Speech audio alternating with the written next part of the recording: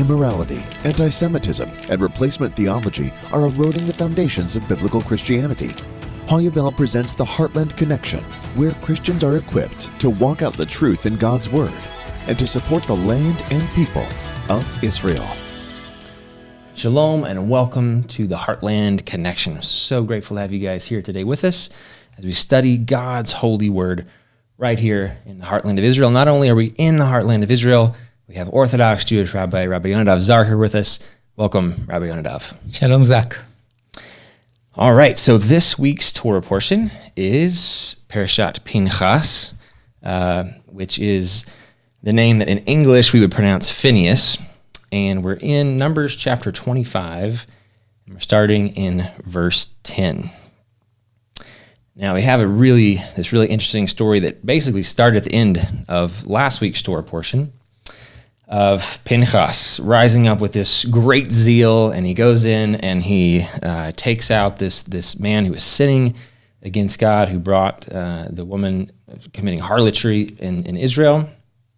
And then this week's portion begins with continuing that story, and it talks about how because of what Phineas did, that God gave him a covenant of peace. And so my first question for you, Rabbi Yonadav, is what exactly does a covenant of peace mean? And could you help us understand this a little bit, because it's kind of interesting looking at it. It's like he committed basically almost an act of violence. Like what he did was very, basically a violent act. But in return, God gives him a covenant of peace. And so it can be a little bit hard to understand, like what exactly is going on. So can you tell us what exactly is this covenant of peace, and why did God give him that after Pinchas committed this act of violence? Pinchas, in the situation that occurred, took responsibility. And he took the responsibility for the purity of the nation, and he took responsibility on the right behavior of the people, and he has to be to have a price on that. And first of all, I want to talk about this covenant of peace. Pinchas did not supposed to be priest because he born before God gave Aaron and his sons the rule of priesthood. Okay. He born before. And only the grandchildren that born after accept the priesthood naturally.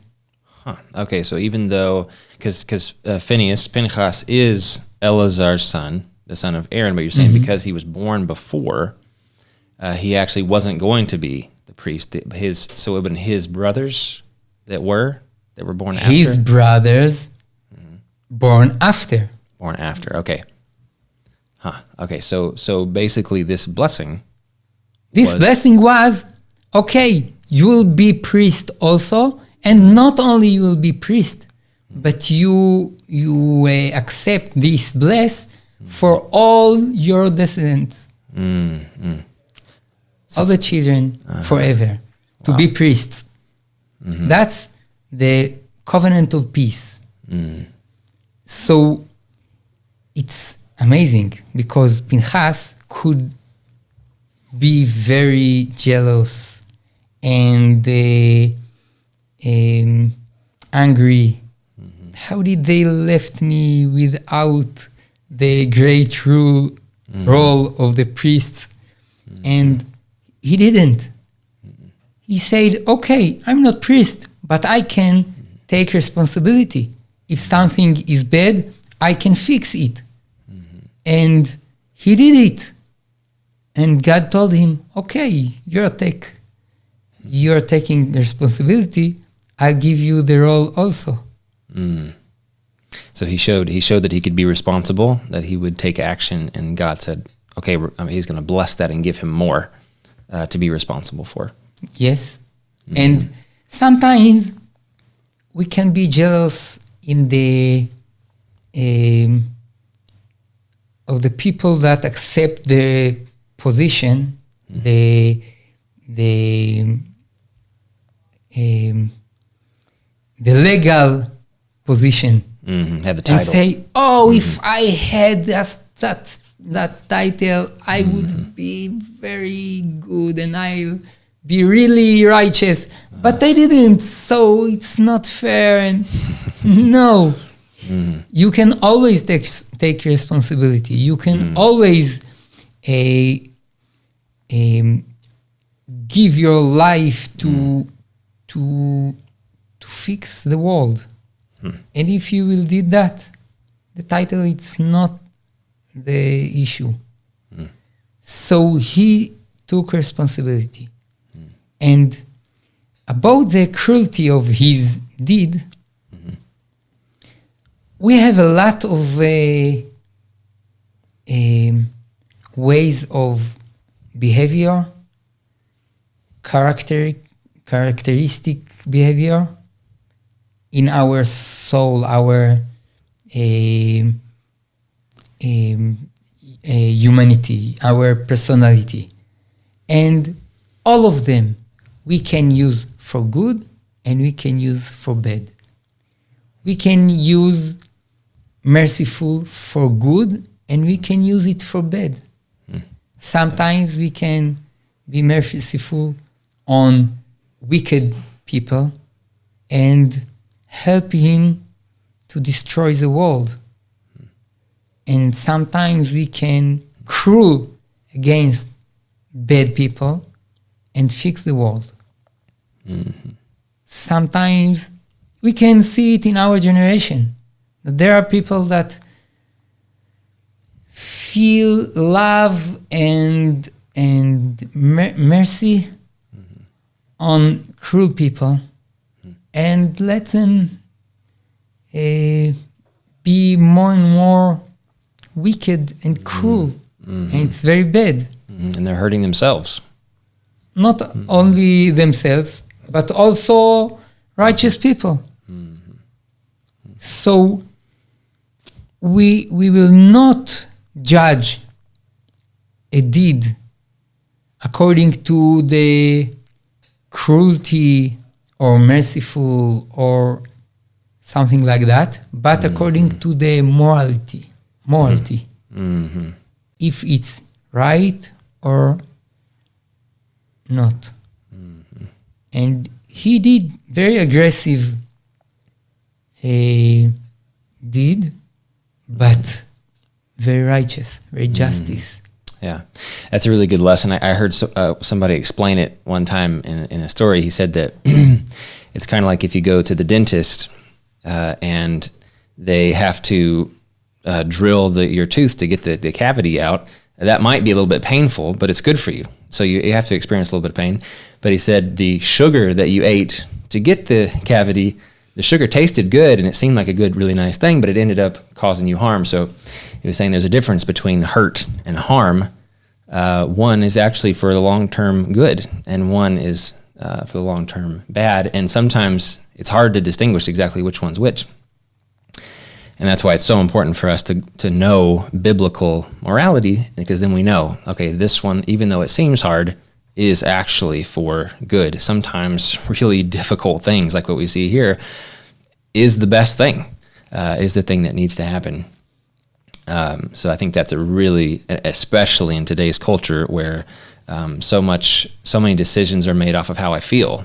And so they'll take the sugar every time, instead of realizing they really need to go to the dentist and get the tooth taken care of in so many different levels. So I think it's definitely a very, very good lesson and truth that we need to embrace today. So I want to press into this just a little bit more because you said that Pinchas was given this covenant of peace, and that was the priesthood. But why doesn't it just say, I'll give you the priesthood? Why does it say a covenant of peace? Why is peace part of the thing that was given? How come he didn't just say, okay, you're going to take the priesthood? He says you will have a covenant of peace. How does peace play into this? I think maybe that the title here is not the important part of this covenant. It's not the title. It's the meaning. The meaning. So he made covenant of peace with him. You think he did some war? No. He did peace. He did peace between God and his people. And he has the right to peace with God. And the peace with God, maybe if he was from another family, he would accept the covenant of peace in another way. Maybe he would accept to be king, or to be, I don't know, to be rabbi in the high court, or I don't know. It's not the important part, but the covenant of peace. And also, the priests has to be very pure. And not only the physical pure from the death, but also a pure life without complications of the regular life. Like they should not marry a divorced woman. And someone can think that Pinchas can't be priest because of what he did. And that's the covenant of peace. It wasn't war. It was peace. Wow. And he proper to priesthood. Yeah, he just proved that he is the man for the job by taking it on, taking responsibility, like you said, and taking action, being willing to step up and purify the people from the wickedness that was taking place.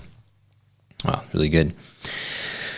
Okay, wow, so much in this Torah portion. Next, we have the census that's taken, the children of Israel, and then we have this interesting story about the daughters of, and I don't know how you say his name, it's Zelophehad? Zelophehad? Yes. Zelophehad. Yes. I think in English sometimes we say Zelophehad or something like that. Okay. But I don't think anybody really knows exactly how to say it. So we have this story of these daughters who their father didn't have an heir, and so they went to Moshe and said, "Hey, our father doesn't have sons, and there's no one to receive his inheritance. Should we receive the inheritance?" And after they asked God what they should do, they ended up getting the inheritance, and they decided that this is the way that it should be. So can you explain exactly, obviously God said, so that's why, but is there anything we can understand about why God decided and gave that command for the daughters of Zelophehad? Okay. First of all, there are the rules of inheritance. And according to the Torah, the inheritance is by the sons and not the daughters. And if that's the situation in all the families, so it's become equal, because the daughters will accept their inheritance with the family of their husbands. Right. So it's okay. It's not that the daughters accept less. They will accept their part when they will marry, and also the sons will share their inheritance with their wives when they will marry. So this is the method of inheritance according to the Torah. And also there is something very logic, because if you want to keep the tribes together, so if a daughter inherit and married someone from another tribe, so it will be a inherit of another tribe in the middle of this tribe. So right. there is its logic of the rules of inheritance according to the Torah. And now let's try to understand the story of the daughters of Zelophehad. There were 5 daughters without brothers. Right. And they said, our father has no sons. And according to the known rules, his inheritance will go to his brothers or his uncles, and his name will lost. And we want to keep his name, so let us inherit him. And another part that we have to understand in this story, the people of Israel, they were after 40 years of wandering in the desert. And they didn't was enthusiastic about entering the land and fight wars, and no one talk about the properties of the Holy Land. And suddenly came 5 women and said, "Hey, we want inheritance." And like a dynamic of a public situation, suddenly all the men said, "Oh, we want too. Why them? No, it's us. It's our. We want it. Don't give them inheritance, because they will marry another tribes and we will lose this property. That's not fair." They raise the value of the Holy Land in the eyes of all the people. So, first of all, God taught us new rule in the rules of the inheritance, that if someone has no sons, his daughters will inherit him. And the land, the property, will go with her to her husband, even if he is from another tribe. And, right, we talked about that it will put another tribe in the middle of their tribe. But there is also advantage that there will be more a combination between the tribes, not to be strangers to each other. So it's good also. And then, not in our portion, but in the last portion of this book, Mas'ei, in the very last verses of the book of Numbers,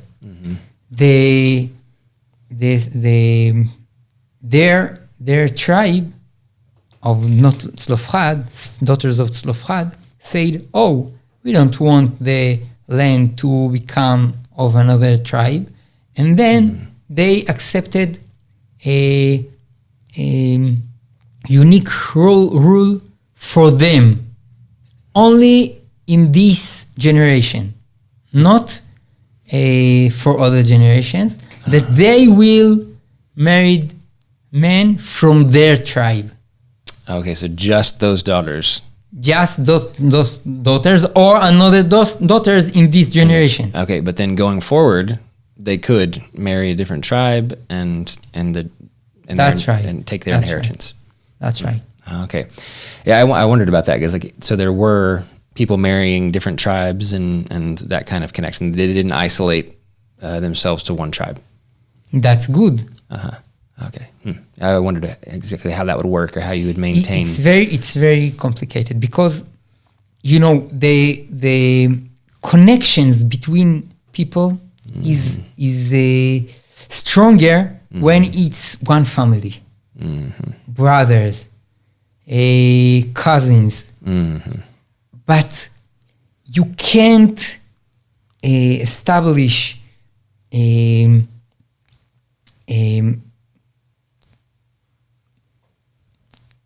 strong society without all the functions that you need in the society.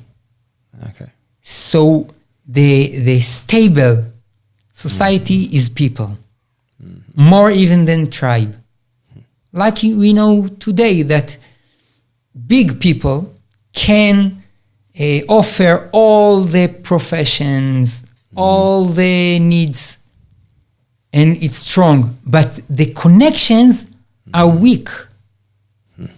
And the tribes are a halfway size of the people. It's not enough big to be stable society, but the connections are better.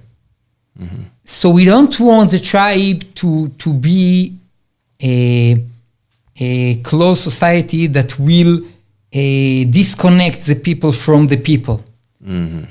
So we prefer the tribes will connected between them, and then the people, the man and the woman feel the connections between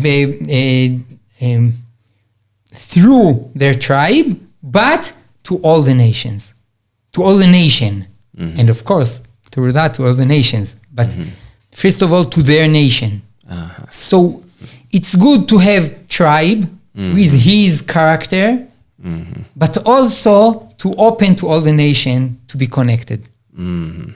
Yeah, that makes sense. And it's so interesting to think about it because we read the stories of the Bible, but then to think about it in real terms, like there was a real government with real people, and they had to make real decisions, and like it's really good to like get the feel of Israel on a national level, and like today it's Israel's a nation again, and there's a lot of questions coming up again about how you do things and that sort of thing. So it's really interesting to get that national perspective from that. Our connection with God. We want connection with God, and we want all the nations have connection with God. But if we talk from the beginning about connection with all the nations, it's too amorphic. It's not strong enough. And after we establish connection between one nation and God, we can copy it to all the nations. Yeah, you guys set the example, and make the path, and then everybody else can. That's right. Can follow it. Wow, very good. All right, so moving on to the Torah portion, we have in chapter 28. It begins talking about the the daily offerings. That's right. And the offerings of the different festivals. One thing that stuck out to me as I was reading through, just thinking about the Shabbat and how normally you would rest and Verse 9 and do things, but here it says that there's actually offerings that were made on Shabbat.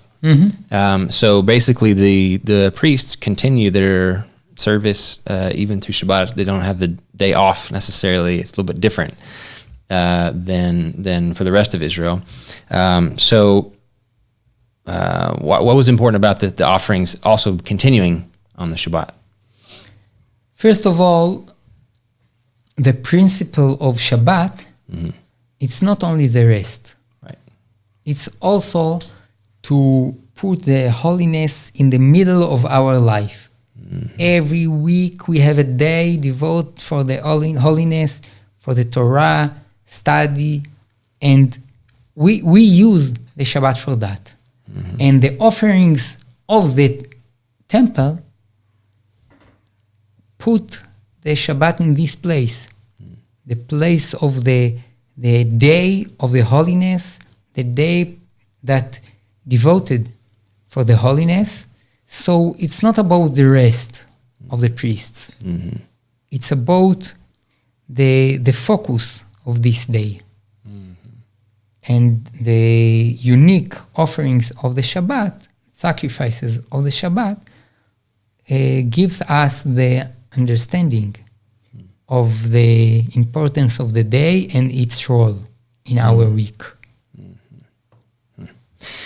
Because the priest would be doing things that are forbidden for the rest of Israel, right? That's like right. Slaughtering an animal or That's doing those right. things would not be okay That's for everybody right. else. So it's Yes. specifically them. But because it's for worshiping God and bringing God's presence.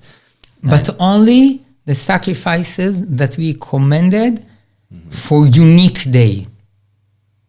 So we will do it even on Shabbat, because it's a specific for this day. If it's another thing, sacrifices that we bring privately, we should not do it on Shabbat. Okay. Interesting. So just that the set offerings that were commanded, and is that the same? The ones on the Shabbat, are those extra in addition to the Yes. daily offerings? Yeah, the That's daily right. offerings, they That's happen right. every day, even on Shabbat. That's In right. addition to that, you have Yes. the ones in verse 9 here. Yes. And also the offerings of the head of the month, Rosh Chodesh, and the new moon. and the and the festivals. If it fall on Shabbat, so we will do it on Shabbat. Okay. And then one more thing that stood out, and I think we've mentioned this before in previous studies, but here in verse 12, it talks about the Feast of Tabernacles. And he goes, it's kind of interesting how it does it. It on the first day, let's see, 13. is 13, and then the second day is Bulls. 12 with the sacrificing of the bulls. Yeah, and it like goes down every day. 13 to 7. This is interesting. If you add all those up, all the bulls, there's a total of 70 bulls that are offered during Sukkot. And so the 70 number automatically makes you think, oh, well, this is maybe talking about the nations somehow, because is it Genesis 10 or 11, somewhere in there, it gives the whole list of all the nations, and there's exactly 70. And so there's this idea that 70 would represent the nation. So I guess my question is the Feast of Tabernacles and these 70 bulls somehow connected with the nations? Okay. The Festival of Tabernacles is conclude the series of the festivals, beginning on Passover, Right. and then Shavuot, and then Tabernacle. Right. And on Passover and Shavuot, we have just 7. No, we have just 2 bulls Okay. each. And Tabernacle, it's the conclude, it's like plenty bulls to say now we end the year, the series of the festival, and bring all our wealth, our honor. All the harvests and Yes, all to the God. produce and everything. Yes. And it's also says that we can share our achievements with the nations. You know, when you work hard, it's hard to find participants, partners. And now when you can say, look, I succeed, you can offer another people to join. And another series of festivals is Rosh Hashanah, the head of the year, Right. and Yom Kippur, and the 8th day of Tabernacle, that is another festival, Shmini Atzeret, the Right. 8th day. And in those festivals, we bring just one bull. It's like there is a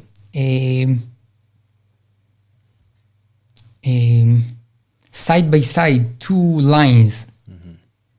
One is our national work that stay our national work on Rosh Hashanah, Yom Kippur, Shmini Atzeret. And the another line is the line to share our bless with the nations of the another festivals.